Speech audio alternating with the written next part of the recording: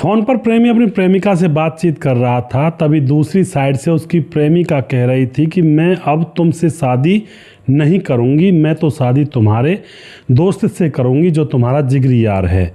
और इस बात को सुनने के बाद दोस्तों जो प्रेमी होता है वो खून के आंसू रोने लगता है, बिल्कुल बहुत बुरी तरह से गिड़गिड़ाने लगता है।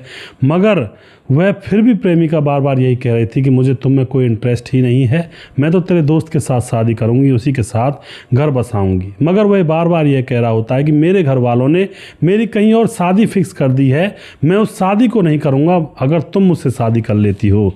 लेकिन दोस्तों लड़की अपनी जिद पर अड़ी हुई थी, बार बार यही कह रही थी कि मैं तुम्हारे दोस्त के साथ ही शादी करके उसी की दुल्हन बनूंगी, चाहे दुनिया इधर से उधर आ जाए। अब उसके बाद इस कहानी के अंदर क्या होता है, बड़ी ही विचित्र सी कहानी है, इसको सुनिएगा जरूर पूरा, क्योंकि दोस्तों आज के दौर में ऐसे मामले ज़्यादातर गली गली में आपको देखने को मिल जाएंगे। क्योंकि कोई लड़का लड़की पहले प्यार करते हैं, शादी के वादे करते हैं, लेकिन उसके बाद लड़का को या लड़की को कोई और मिल जाता है, फिर उसके साथ प्यार के वादे करते हैं। आजकल ऐसा ही तो चला हुआ है, और क्या है। तो पूरी कहानी जानेंगे, वीडियो को लास्ट तक जरूर देखिएगा। नमस्कार, मैं हूं सुदेश कुमार और तिरछी बात चैनल में आपका स्वागत है। यह घटना घटित होती है उत्तर प्रदेश के बनारस के अंदर औरंगाबाद पड़ता है, जहां पर दलजीत नाम का एक लड़का रहा करता है, जिसकी उम्र होती है 24 साल और उसके घर वालों ने उसकी शादी तय कर दी है। वह शादियों में सजावट का काम किया करता है, तो घर वाले देखते हैं कि भाई ये लड़का कमाता धमाता काफ़ी है, तो इसकी शादी कर देते हैं। शादी तय कर दी जाती है, शादी हुई नहीं थी अभी तक। अब आ जाती है 14 फरवरी 2025। 14 फरवरी 2025 को वैलेंटाइन डे होता है, आपको पता है दोस्तों। तभी दलजीत जो होता है वह फ़ोन पर किसी से बातें कर रहा होता है और काफ़ी देर तक वो बातें चल रही थी और दलजीत पता नहीं आज खुश नज़र आ रहा था। काफ़ी देर बातचीत चलती रहती हैं और फिर दोस्तों दलजीत बातचीत करता करता दरवाजे पर आ जाता है और दरवाजे पर जैसे वह आता है तो एक बाइक सवार गमछा मुंह पर लपेटे हुए वहाँ पर पहुँचता है और दलजीत के ऊपर गोली चला देता है और वहाँ से फरार हो जाता है। अब अंदर से माँ और चाचा दौड़ कर आते हैं, दलजीत को हाथों में पकड़ते हैं, उसको हॉस्पिटल पहुंचाते हैं। उसके बाद दोस्तों 4 घंटे के अंदर अंदर उसकी मौत हो जाती है। अब जो पुलिस होती है उसको बुलाया जाता है, उसका पोस्टमार्टम करवाया जाता है। अब यहाँ पर एक मेन समस्या ये थी कि भाई आखिर कौन था, कौन दुश्मन था जिसने इस तरह का कांड किया, इस तरह की घटना को अंजाम दिया। तो पुलिस जो होती है दलजीत की माँ बाप से पूछती है, तो दलजीत की जो माँ होती है वह बताती है कोई लड़का रात को 10 बजे दलजीत के बारे में पूछने के लिए आया था कि आंटी हमें अपनी शादी के अंदर सजावट करवानी है। और फिर मैंने ये कह दिया था कि वो तो यहाँ पर नहीं है, मैंने झूठ बोल दिया था क्योंकि मेरा बेटा दिन भर काम करता है और रात दिन उसके पास ऐसे कस्टमर आते रहते हैं, तो मैंने सोचा कि अब रात को 10-11 बजे हुए हैं, बेटे को आराम करने दें। बेटा ऊपर था छत पर और अब यहाँ पर वह बात कर रहा था किसी से फ़ोन पर। अब यहाँ पर वह उसको वापस भेज देती है और उसके बाद बेटा बात करते करते नीचे आ जाता है और थोड़ा सा घर से जैसे ही बाहर निकलता है तो उसके ऊपर गोली चला दी जाती है। अब पुलिस को यहाँ पर शक हो जाता है कि ऐसा क्या मामला था कि पहले तो जो माँ है उसने मना कर दिया लड़के को और उसके बाद जैसे ही दलजीत बाहर आता है तो उसके ऊपर गोलियाँ चलाई जाती हैं। तो अब दलजीत की कॉल डिटेल्स निकाली जाती है। तो यहाँ पर एक और नया खुलासा होता है। एक सरस्वती नाम की लड़की से दलजीत प्यार किया करता था और उस वक्त भी उसी से कॉल चल रही थी उसकी जब उसकी हत्या की गई थी। अब जो पुलिस होती है वह इस सरस्वती के घर पर जाती है, मगर वहां से सरस्वती फरार हो चुकी थी। अब उसके बाद पुलिस सरस्वती की कॉल डिटेल्स निकालती है, तो सरस्वती की कॉल डिटेल्स में एक और नया खुलासा पुलिस को मिलता है कि सरस्वती एक राजकुमार नाम के लड़के से प्यार करती है और यह राजकुमार इस दलजीत का ही पुराना यार है। अब तो दोस्तों यहाँ पर क्या था, पुलिस उसके घर पर पहुँचती है तो वो भी घर से फरार था। अब पुलिस समझ जाती है कि मामला गड़बड़ चला हुआ है। अब क्या होता है दोस्तों, 19 फरवरी को इन दोनों की लोकेशन के हिसाब से इन दोनों को एक होटल के कमरे में से गिरफ्तार किया जाता है और फिर इनसे पूछताछ की जाती है। तो अब यहाँ पर राज खुलता है दोस्तों। राज क्या खुलता है, जो दलजीत होता है 2 साल पहले उसकी मुलाकात एक शादी के फंक्शन में सरस्वती से हुई थी। जब शादी का सामान जैसे सेट करना होता है, शादी की जो सजावट होती है, वो जब ये कर रहा था दलजीत, तभी उसकी मुलाकात वहीं पर एक लड़की से हुई थी जिसका नाम था सरस्वती। उसका नंबर आदान प्रदान हो जाता है, दोनों की बातचीत होने लगती है और दोनों को एक दूसरे से प्यार हो जाता है। संबंध भी इनके बनने लगते हैं, एक दूसरे को प्राइवेट टाइम स्पेंड करते हैं एक दूसरे के साथ। और परिवार वालों को यहाँ पर कुछ भी पता नहीं था दलजीत के, और वह चुपचाप थे, कोई पता ही नहीं था उनको। अब जो परिवार वाले होते हैं वह अपने बेटे दलजीत की शादी करना चाहते थे, लेकिन अभी नहीं कर रहे थे। इधर जो ये है दलजीत और इसकी प्रेमिका है, ये दोनों आपस में शादी की प्लानिंग कर रहे थे।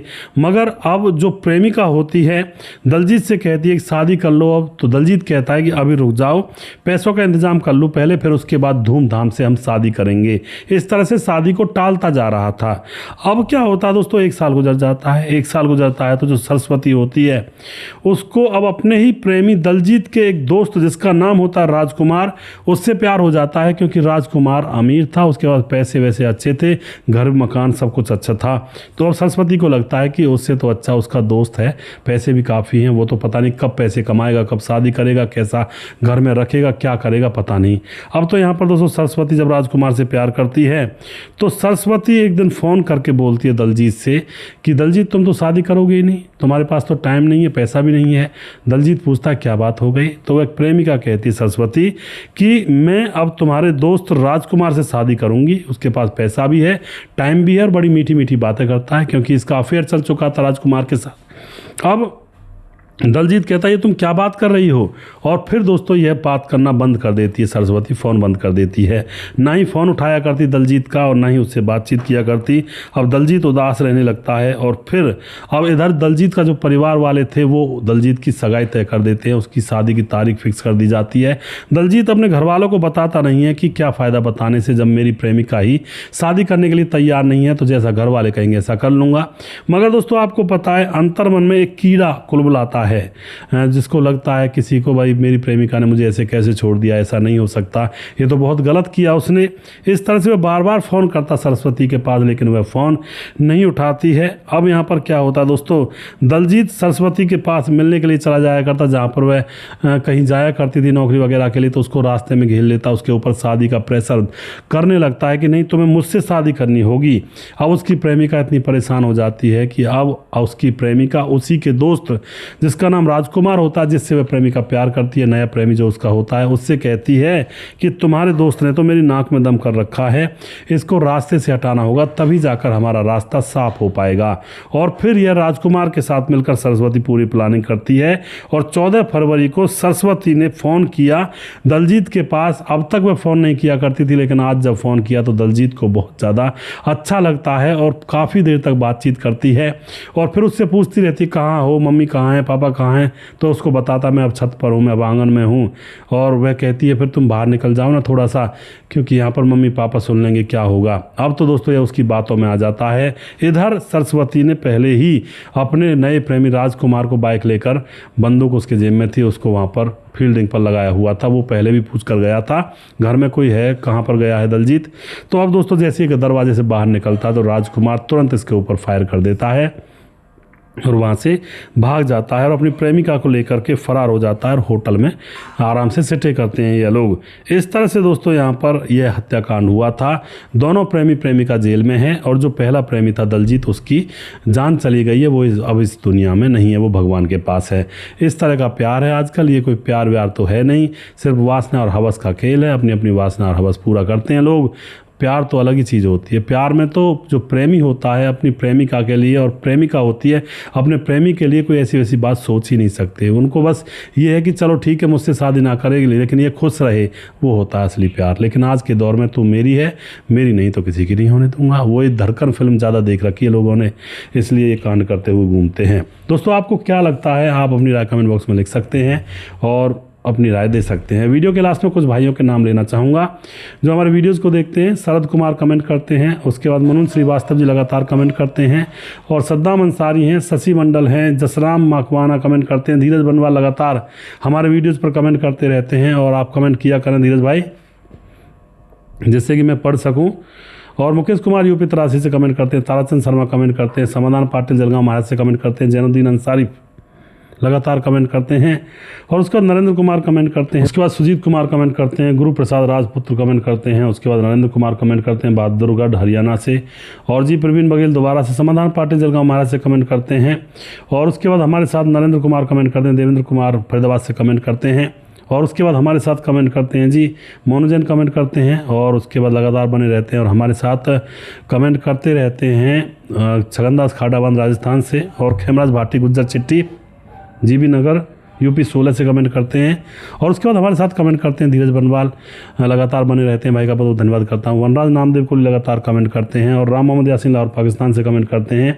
राधेश्याम शर्मा सिरसी जयपुर राजस्थान से कमेंट करते हैं। राजकिशोर चौरसिया महाबलेश्वर महाराज से कमेंट करते हैं। और उसके बाद हमारे साथ है जी दुर्योधन भाई, लगातार कमेंट करते हैं। और सुशील चौधरी हमारे भाई लगातार कमेंट करते हैं। अभी भी किसी भाई का नाम रह गया हो तो उस भाई का नाम अगले वीडियो में ज़रूर लूँगा।